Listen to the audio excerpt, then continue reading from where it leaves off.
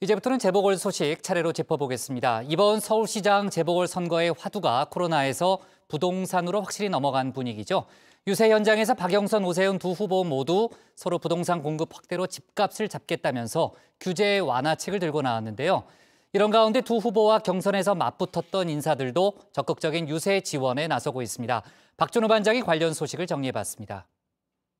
오늘자 한겨레 신문을 잠깐 보려고 합니다. 제가 주목한 건 저렇게 이면 오른쪽 하단에 있는 만평입니다. 선거 벽보를 살펴보고 있는 두 사람, 근래 보기 드문 정책 선거라고 평하고 있는데요.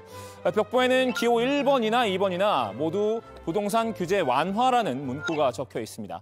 그 주변으로는 중증 치매, 암 환자, 저렇게 쓰인 전단지가 휘날리고 있고요. 지금 서울시장 재보궐 선거판을 딱 한 컷에 잘 담아냈다는 생각이 드는데요. 민주당 박영선 후보와 국민의힘 오세훈 후보가 주말부터는 네거티브 못지않게 부동산 정책 경쟁에 열을 올리고 있습니다. 경부고속도로를 지하화하면 한남대교에서부터 양재터널까지 6km 기간 10만 평 이상의 땅이 나옵니다. 5만 평은 평당 1,000만 원 반값 아파트로 분양하겠습니다, 여러분. 아무리 좋게 표현해도 실패한 정부입니다. 실패한 대통령입니다. 맞죠?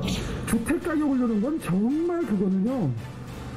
천추에 남을 큰 죄라고 해도 그거는 과언이 아니에요.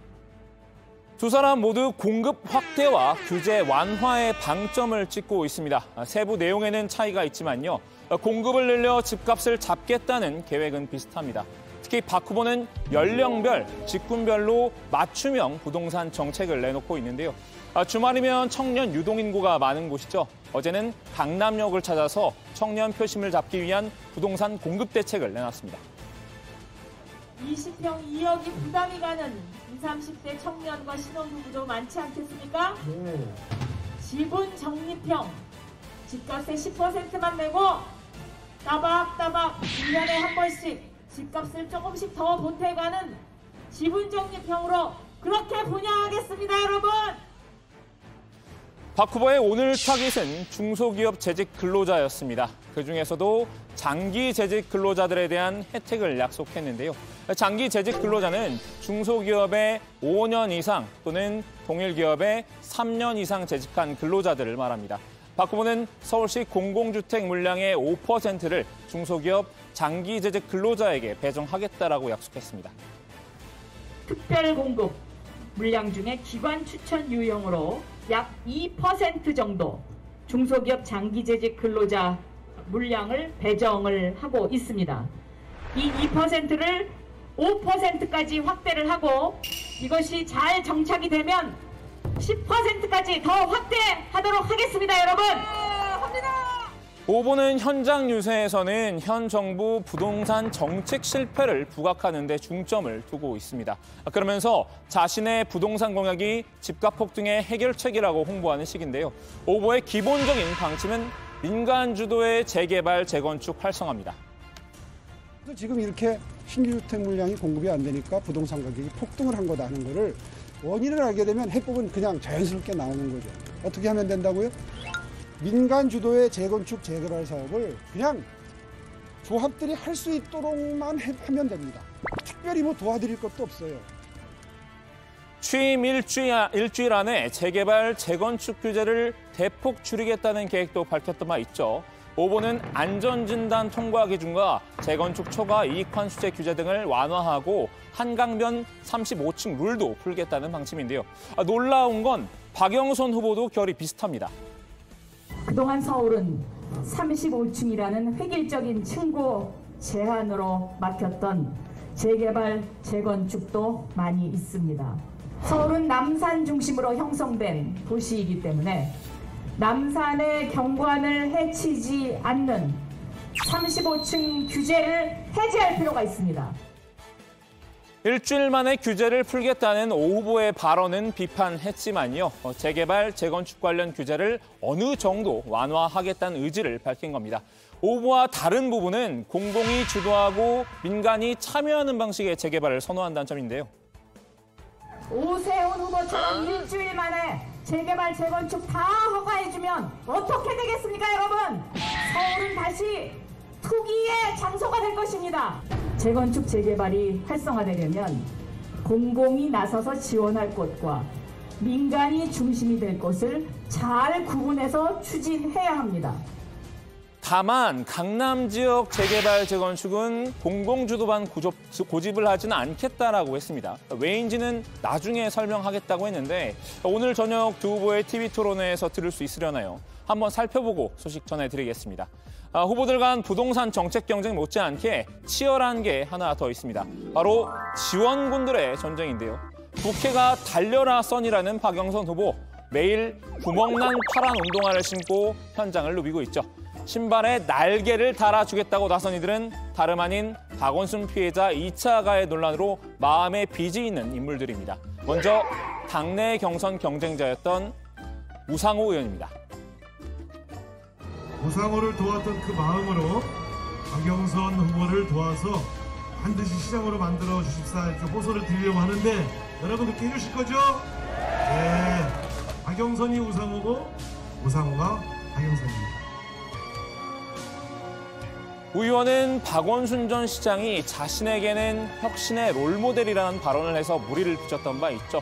피해 호소인 3인방 중 한 명으로 지목돼 박영선 캠프 대변인 자리에서 물러난 고민정 의원도 합세했는데요.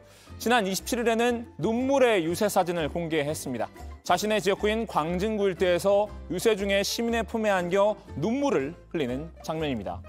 자, 고 의원은 시민 한 분이 우리 함께 힘내서 서울시를 꼭 지켜요라며 안아줬는데 눈물을 주체할 수 없었다고 밝혔습니다. 여기에 맞선 오세훈 후보의 지원군도 만만치 않습니다. 오세훈의 어벤져스, 이른바 오벤져스입니다. 범야권 단일 후보를 놓고 경쟁을 벌였던 이들이 캠프에 합류해 모두 오 후보를 돕고 있는 건데요. 특히 국민의당 안철수 대표는 오 후보의 현장 유세에 매일 한 차례 이상 함께하고 있습니다. 저 사람 어디서 많이 본 사람인데 참 최근에 야권 단일 후보 경선에서 진 사람 아닌가? 왜 나왔지? 그렇게도 말씀하실 수 있습니다.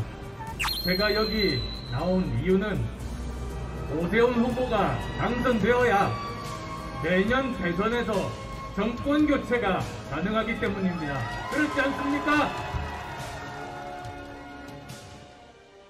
네, 오세훈 후보가 저렇게 안철수 대표에게 직접 우위에 달린 모자를 씌워주는 장면도 있네요. 안철수 대표 유세 현장에서 그간 갈고 닦은 비장의 무기도 선보였는데요. 누굽니까? 그 유명한 소몰이 샤우팅입니다. 우리 서울 다시 살리고 정권 교체 가능하게 할 후보 누굽니까? 오세훈! 오세훈! 여러분이 4월 7일 기호 2번 오세훈 후보 찍어주시면 모든 것이 해결됩니다. 엊그저께도 강동구 유세 끝나고 둘이서 맥주 한잔 같이 했습니다. 우리 둘이 반드시 대한민국 역사에 길이 남을 새로운 통합과 화합의 모습 반드시 보여드리겠습니다. 오 후보의 당내 경선 경쟁자였던 나경원 전 의원도 힘을 보탰는데요. 마수 토론에서는 볼 수 없었던 화기애애한 모습도 연출했습니다. 이제 서울을 다시 살릴 사람 누구죠, 여러분? 오세훈! 오세훈! 오세훈! 제가 좀 해보려고 했는데 아깝게 졌어요. 오세훈 후보 첫날부터 능숙하게 제대로 해줄 거라고 믿습니다, 여러분. 믿으시죠? 나경원 후보도 마음에 앙금도 있을 거고 또 상처도 있을 텐데 저와 함께 나와서 여러분 만나 뵙고 있습니다. 우리 나경원 후보께도 큰 박수 한번 부탁드립니다. 안 대표나 나 전 의원이나 경선에서 오 후보에 패한 데 이어 이번 선거에서 야권마저 패할 경우 정치적 입지에 치명상을 입을 수밖에 없는데요. 특히 안 대표는 국민의힘과 합당 선언까지 했던 만큼 화학적 결합을 위해 노력하고 있는 것으로 보입니다. 안 대표가 향후 야권 정계 개편에서 일정 역할을 하기 위한 전략적 지원이라는 분석도 있습니다. 안 대표가 늘 강조했던 새정치의 미래가 오 후보의 손에 걸려있는 상황이네요. 자, 오늘 야당 발제 이렇게 정리합니다. 박, 오, 서로 규제 풀겠다, 부동산 정책 전쟁. 유세 지원군 경쟁도 후끈.